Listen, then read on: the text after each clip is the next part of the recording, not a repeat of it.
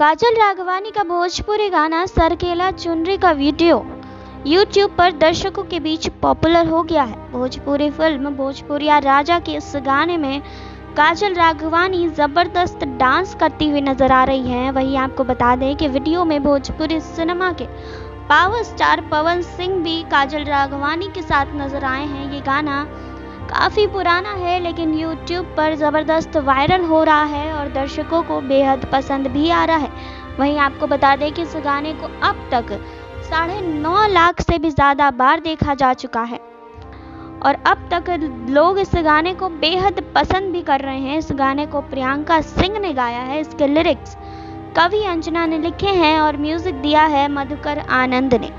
और इस गाने को लगातार ही उनके दर्शक बेहद पसंद कर रहे हैं। अब सबको पता है कि काजल राघवानी और पवन सिंह का कोई भी गाना आ जाए वो YouTube पर वायरल तो हो ही जाता है।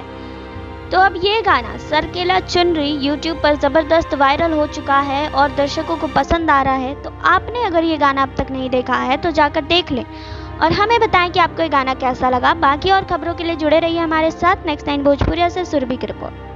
नेक्स्ट 9 न्यूज़ भोजपुरिया के सब्सक्राइब करी और लेटेस्ट अपडेट खातिर बेल के आइकन वाला बटन दबाएं।